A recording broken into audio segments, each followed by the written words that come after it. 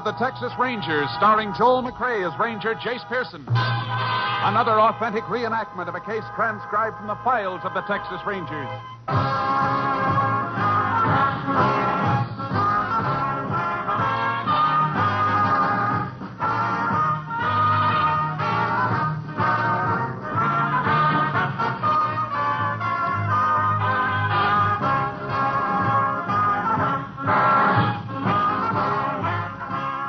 Names, dates, and places in the following story are fictitious for obvious reasons. The events themselves are a matter of record.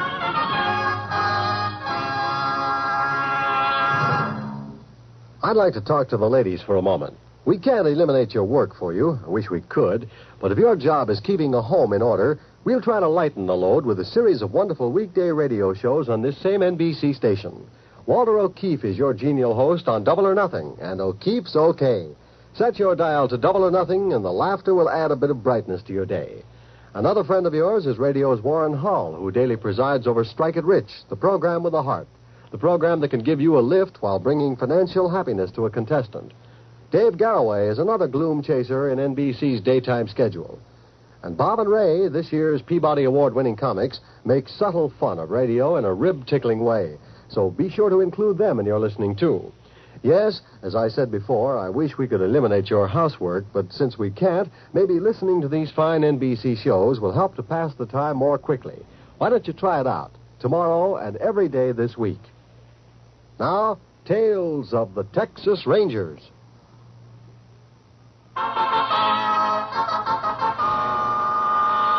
And now, from the files of the Texas Rangers, the case called Double Edge.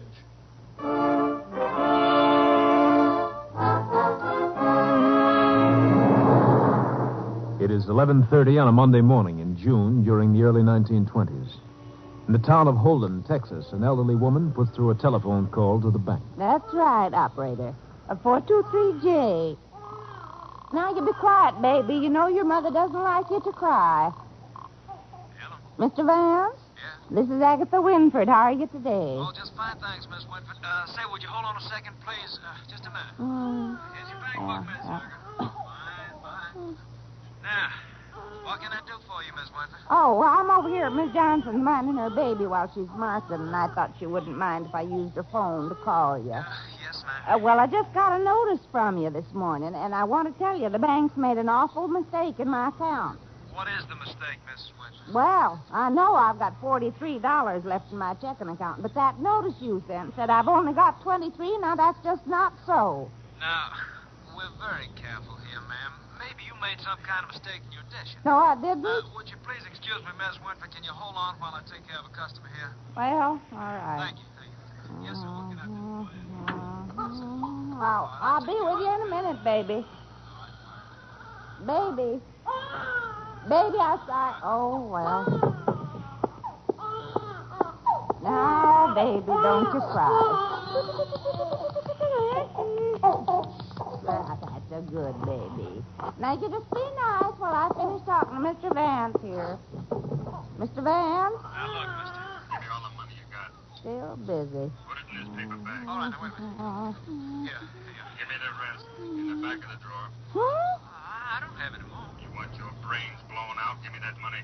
Oh! All right. Here you are, mister. Mr. Vance? Keep it quiet back Mr. there. Vance. When he's talking. Oh. That's all I got, mister. Were you kidding? Go in that other drawer and clean it out. Huh? Yes, sir. What am I going to do? What's his phone doing off the hook? Well, I don't know. Oh. Hang it up. Yes, sir. Oh, this is awful. Operator. Oh, why don't you answer? Operator.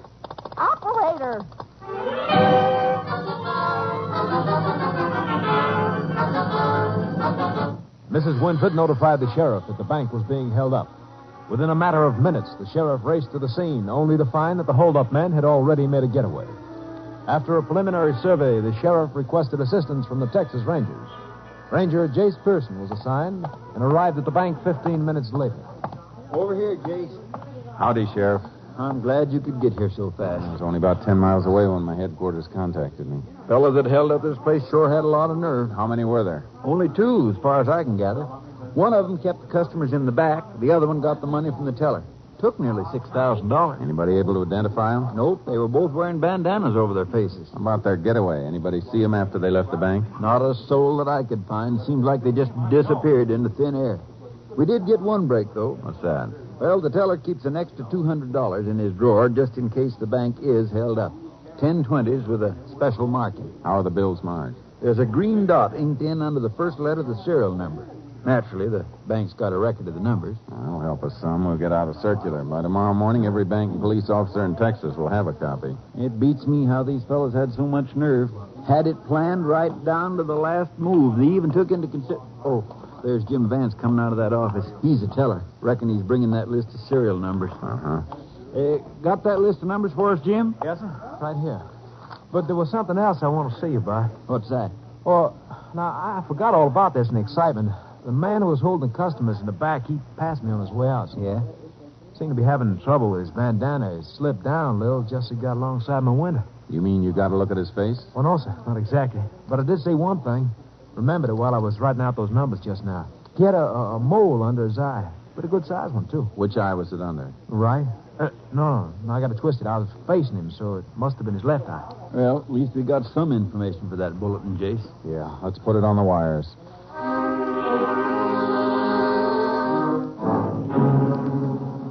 We broadcast the list of serial numbers and a vague description of the bank robbers. The first day brought no results. On the morning of the second day, I received a call from Sam Crane, constable in the town of Compton, 30 miles from the scene of the robbery. He told me the bank in Compton had reported receiving one of the marked bills the day before. The sheriff wasn't free at the moment, so I went to Compton alone. 10 that morning, I entered the constable's office. Well, Jay. Howdy, Crane. Good to see you again. Real good. It's been a long time since we worked together. Over a year. What about that marked bill? Bank tell you who brought it in? It took the bank a little while to find out. Had to go through all their deposit slips from yesterday. Finally told me it was the owner of a hardware store here, a man by the name of Allen. They're sure about that? Yeah, and we might be lucky. It was the only 20 in his deposit for yesterday. Haven't you checked him yet? Well, no, I thought it might be better if you did it.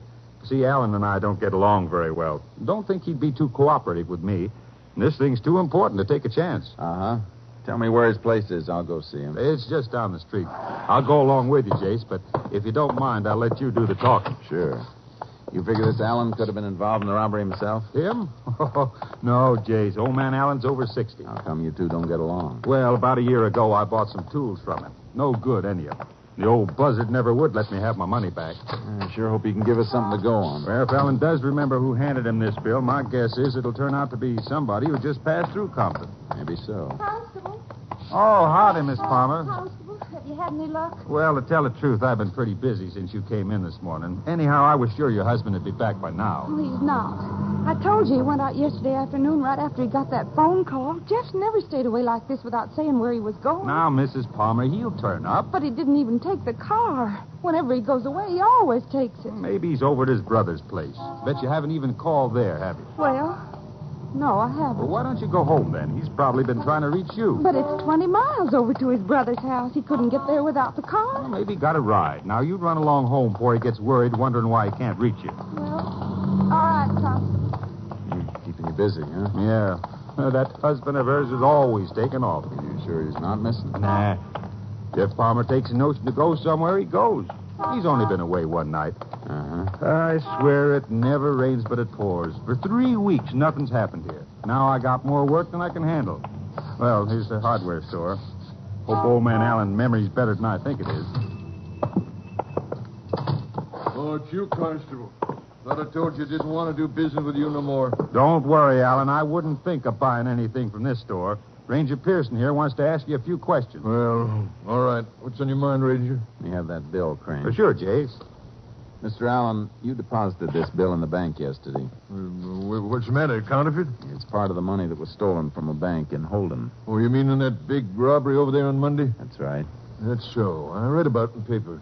This was the only 20 you deposited yesterday. Do you remember who brought it in here? Let me see.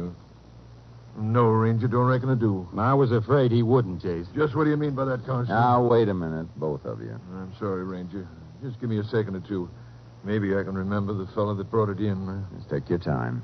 See now, it's been... No, no use. I just can't bring him to mind. Do you have any idea if it was yesterday morning or in the afternoon you got the bill? Couldn't say. What time do you take the money to the bank? About 2:30, same time I always do. I see. And how much cash do you usually have on hand when you open the store in the morning? Oh, maybe $25, $30. Just enough to make change. If somebody handed you a $20 bill any time before noon, it would pretty much clean out your cash drawer, wouldn't it? Yeah, I reckon it would. Well, then isn't it a pretty good chance you received the bill sometime between noon and the time you went to the bank? Well, I never thought of it that way. But I still don't... Oh, wait a minute. Yep, it's coming back to me now. I just finished eating, and this fella come in and bought a box of shotgun shells. He was the one that gave me the 20. You sure about that? Yes, I'm sure. Did you know the man, Mr. Allen? Oh, I've seen him around town. I don't know his name.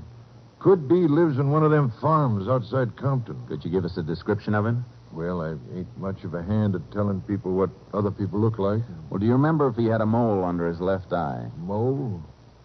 To tell you the truth, Ranger, I'm just not sure. Maybe he did, but I can't swear one way or the other.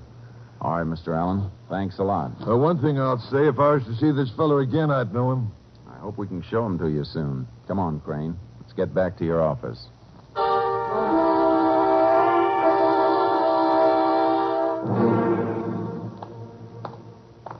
I still think the old man made a mistake, Jace. That bank job wasn't pulled by any local boys. Maybe not. There's no doubt one of the men we're after was around here. We've got to see if he's still around. Oh, Miss Palmer, what are you doing here? I'm sorry to make a pest of myself, Constable. That's all right. I called Jeff's brother, and he isn't over there. I don't know where he is. No, he'll turn up. Something's happened to him. I know it. Ranger, maybe you can help me. Isn't there anything I can do to find my husband? Well, you could have the constable file a missing persons report. That way all the police in the state would be on the lookout for him. Will you do that, Constable? Oh, sure, Miss Palmer, but I think before you do that, you ought to give Jeff a little longer to show up. I can't wait any longer. I couldn't sleep all last night. I know something's happened to him. All right, I'll file a report. It's so long since I filled one out, I'm not even sure I've got the form. I got some in the car if you need them. So here's one. Now, Mrs. Palmer, you're all upset. Why don't you go on home? I'll fill this out myself. Don't forget, Crane. Mrs. Palmer has to sign the form. Oh, yeah. Probably be better if she fills in the description anyhow. What kind of a description do you need, Ranger? The usual description, height, weight, color of hair, and eyes. Anything we can use to identify him. Well, Jeff looks just about like anybody else. Now, no two people are alike, Mrs. Palmer. There must be something that's different about him. I can't think of anything, except maybe a mole. What's that? He's got a mole under his left eye.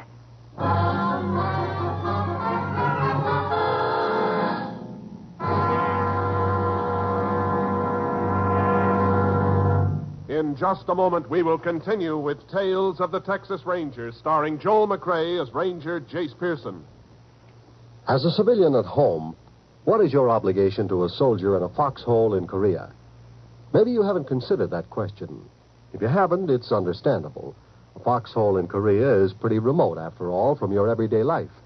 And it wouldn't help if you were constantly worrying. But if you have stopped to consider it, the least we can do here at home in the States is to help keep America financially strong. That's the best way to back up the men in the Army, Navy, and Air Force. One of the best ways to help keep America financially strong is to buy United States defense bonds regularly. If you think you can't afford it, look into the payroll savings plan where you work. You'll probably change your mind. You can have any amount you specify saved from each paycheck. When there's enough for a defense bond, it is purchased and turned over to you. And remember, today defense bonds offer you more interest, a quicker return on your money. They're now even better. Invest more in defense bonds. Now, Tales of the Texas Rangers.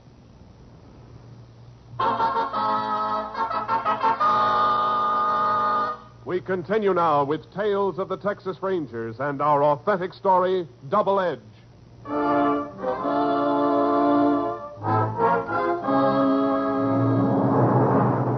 I was fairly sure now that Jeff Palmer was one of the two men we were after. Continued questioning of his wife convinced me she knew nothing of the bank robbery. We put out an APB on Palmer. 3 days later, I had a call from the sheriff. A man whose description matched Palmer's had been found dead in a creek near Compton. The quickest way for me to get there was on horseback through 2 miles of brush. When I reached the creek, I forded it and headed upstream to the spot where the sheriff and his men were waiting. Howdy, Sheriff. It's a good thing you had your horse, Jake. Saved you 20 miles of driving. Yeah, whoa, Charlie. Whoa, boy. Who found the body? Those fellows over there. They were out fishing. Spotted a man's arm sticking out of the water. Body'd been wired to an old log, but it looks like one of the wires worked loose. Uh-huh. Let's take a look at it. Yeah, right over here, Jace. Pretty sure it's Palmer? Well, description checks with the one his wife signed, so I reckon it's him. Here we are. Yeah. Shot 4 times. Fellow who did it must have been standing right next to him. Somebody really wanted to make sure he was dead. I wonder why Palmer was killed. Well, there's only 2 reasons I can think of. Either to shut him up or keep him from getting his share of the money. Maybe both. Sounds reasonable. If we find the second man in that bank robbery, we'll probably have the one who killed Palmer. There don't seem to be much to go on. One thing we can be pretty sure of, he was killed right here. How do you figure that? Tent's been made to cover it up, but you can still see quite a bit of blood on the ground here. Yeah, I noticed that, but I thought he could have been killed somewhere else and brought here. Well, then there wouldn't be all this blood. Not much bleeding after death. Well, it would have been smart of the killer to do the job here. Certainly not many people around. No, we'll have to go over the area. You checked that cabin up on the hill, Sheriff? Where? Through those trees. No, I didn't notice it before. The person who lives there could have heard the shots. We'd better talk to him. Okay. Opening in the brush. We can go up through here. Uh-huh. It's pretty much trampled from here on up the hill. Somebody's come down almost to the spot where Palmer was killed. In the past few days, too, from the look of it. You think whoever lives in that cabin had something to do with this business? Could be. Yeah, they might have been hiding out here together and then... Hey, Jace, a man just ducked behind that tree up there. Yeah. Look, he's starting up the hill. Hold it right where you are. Hold it, I said. Ranger, I ain't done nothing. Nobody's saying you have. What's your name? Dan Bolton, sir. You live in that cabin up there? Yes, sir. Stay around there pretty much, do you? Most of the time. Except about once a week, I take my mule and go into town. You heard any shooting around here in the last couple of days? Yes, sir, I have. When was this? Reckon it's about 4 days ago. I was smoking some meat back at the cabin, and I hear some shooting. Did you come down the hill to see what it was? Mr. Ranger, please don't ask me no more questions. Dan, it's very important we find out what happened. You could help us. Well, all right, sir. As soon as I hear the shots, I come about halfway down the hill. Could you see anybody? I seen a man bending over another man on the ground. I ducked down quick here and hear his brush. I was scared if he'd see me, he'd shoot me, too. Did you see his face? Yes, sir. You know who he was? No, sir. I don't think you're telling us the truth, Dan. Mr. Ranger, I just live here in my cabin, and I don't hurt nobody, and I don't want nobody hurting me. Dan, tell us who the man was you saw down here the other day. I can't, Mr. Ranger. I'm scared. Nothing's going to happen to you. I can promise you that. Well, like I say, I was hiding here in the brush. I didn't see this man's face good till he picked the other man up and carried him over to the creek. Then I seen him real plain. Who was it, Dan? The constable in the Compton, Mr. Sam Crane. We questioned the old man further. He was absolutely sure it was Constable Sam Crane he had seen. We took Dan back into town with us. When we arrived at the mortuary where the dead man's body had been taken, we put Dan in an office next to the morgue. And I phoned the constable and asked him to come over as quickly as possible. The sheriff and I stayed in the room with Palmer's body. 5 minutes later, Crane walked in. I got here as quick as I could, Jace. What's this all... Oh, Sheriff. Howdy, Crane.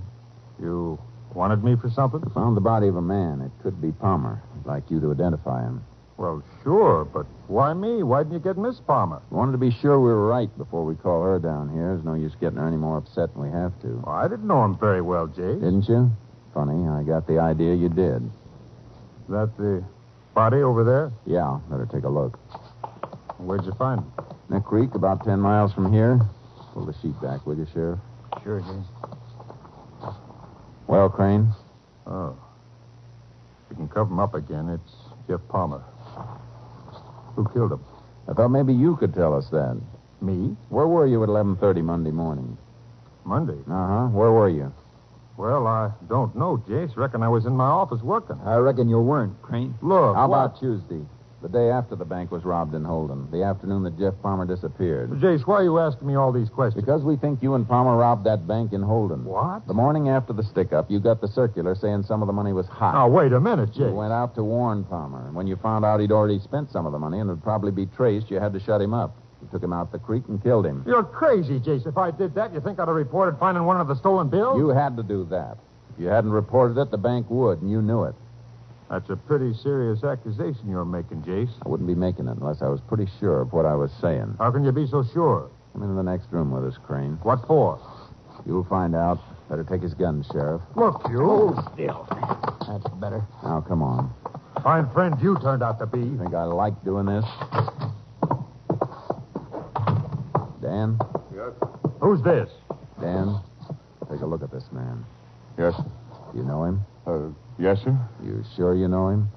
Yes, sir.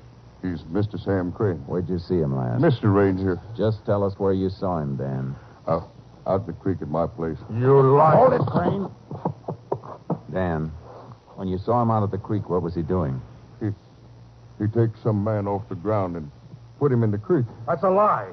Jace, I've known you for 10 years. You're going to take his word against mine? Yes, I am. Without giving me a chance? You had your chance when Palmer's wife came in and reported him missing. You tried to brush her off. You're a liar. I didn't know why you were so lax then, but I do now. You were afraid we'd find your partner's body. Why, What, Jace? I'll kill you liar. I don't think you will. Try that again, Crane. You can't railroad me like this. I'm still a police officer. That's something I've been ashamed of for the past 3 hours. Come on.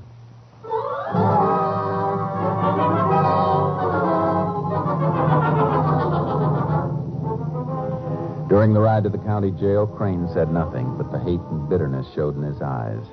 We booked him for murder and locked him up. We searched his house and found the money from the bank robbery sewed inside a mattress. 2 months later, Crane was tried in the district court at Holden for armed robbery and murder. As the arresting officer, I was subpoenaed and took the stand against him. The trial lasted a week.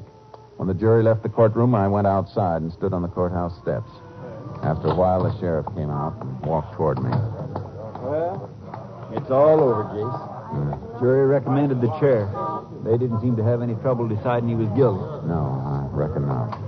I didn't know you'd walked out till after the jury came back. Sorry you didn't get to hear the verdict. It's all right, Sheriff. I wasn't anxious to hear it. Jace, you don't mind my saying so. You're taking this thing too hard. Maybe so. Crane is no good. He's rotten clean through. You ought to be glad you helped him get what he deserves. Somehow I can't feel that way. It's bad enough sending the man to the chair any time. Somebody you've known and worked with. Yeah, reckon I understand how you feel. The deputies are bringing him out now.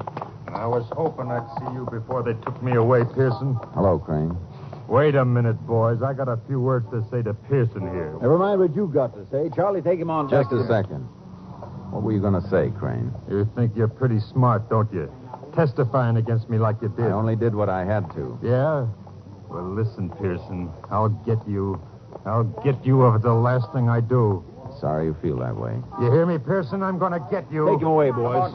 I'll get you, Pearson. I'll get you. Dirty scum. He ought to have his face pushed in. Come on, Sheriff. Let's go get some coffee.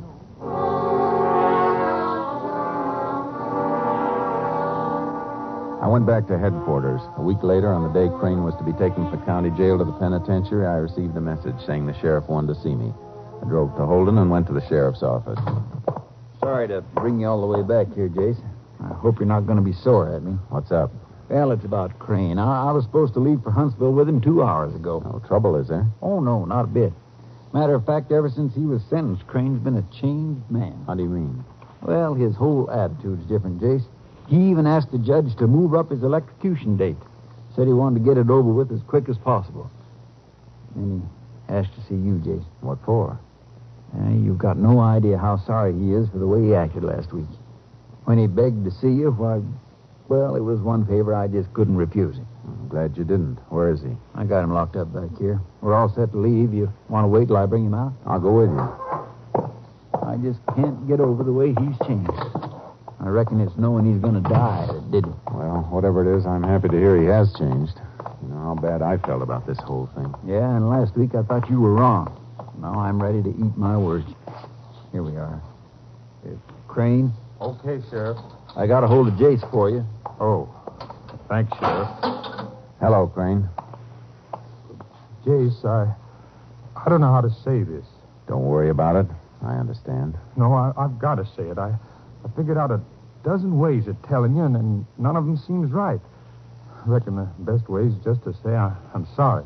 That's all right, Crane. I've been thinking about it the way I blew off at you. I was wrong. You just did what you had to do. Jace, will you shake hands with me? Sure I will. I reckon we better get moving, boys. Would you do a favor for me, Jace? If I can. There's a girl over in Compton. We've been going together a few years. Might have been married someday. You want me to go see her? Would you, Jace? Drop in on her every now and then and see if she's getting along all right. I'll be glad to. I'd like to show you a picture of her. Sheriff, is that my satchel over there? Yeah, all packed and ready to go. There's a picture of my girl in it. Could I have it? Sure, Crane. It's right on top. I feel real sorry for her, Jace. All the publicity. This it in the leather frame? Yeah. I never deserved a girl like her in the first place. Here you are. Thanks. What do you think of her, Jace? Pretty girl. You bet she is. Here, let me get it into a better light. Now you can see what I wanted you to see. Jason's got a razor blade. I told you I'd get you. A little late. My arm. Drop that blade. Drop it. Now put the cuffs on him, Sheriff. Yeah. You dirty lousy. Should have known better than to trust him. Where'd you get that razor blade anyhow? I had it hidden in the picture frame. Say, your hand's bleeding, Jace. Did he get you bad? Just nicked me a little. Should have been your throat. I told you to shut up. Come on, Crane. It's the last favor you'll get from me. Get your lousy paws off me. Sheriff, I hope you got room in your car for one more. This boy needs lots of company.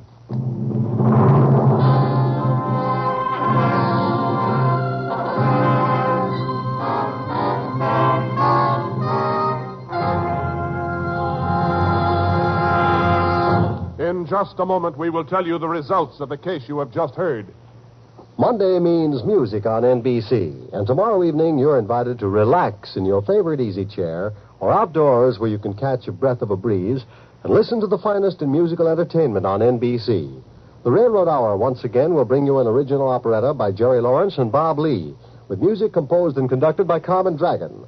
Your Railroad Hour host, Gordon MacRae, will be joined by lovely Lucille Norman to bring you Starlight. Later, the Telephone Hour will present the brilliant young pianist Nicole Auriot as the special guest of the evening.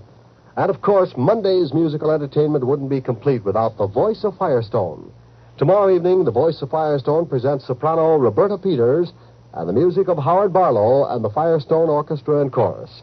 Yes, Monday night is truly a night to relax and beat the heat by finding the coolest spot available and listening to NBC's great musical programs. Be sure to hear them all tomorrow. Now, the conclusion of Tales of the Texas Rangers.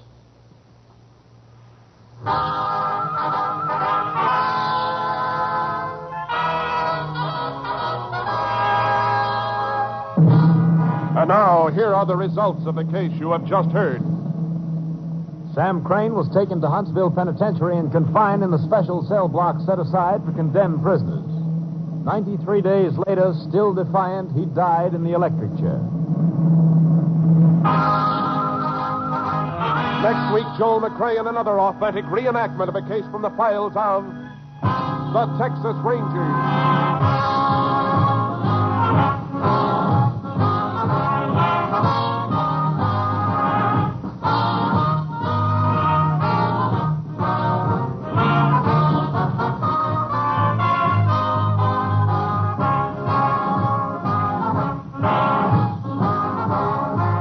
Joel McRae is currently seen in San Francisco Story, a Warner Brothers release. The cast included Tony Barrett, Virginia Gregg, Frank Gerstle, Parley Bear, Paul McVeigh, and Robert Bice. Technical advisor was Captain M.T. Lone Wolf Gonzalez of the Texas Rangers. This story was transcribed and adapted by Charles E. Israel, and the program was produced and directed by Stacy Keats. Tales of the Texas Rangers is heard each week overseas through the worldwide facilities of the Armed Forces Radio Service. Hal Gibney speaking.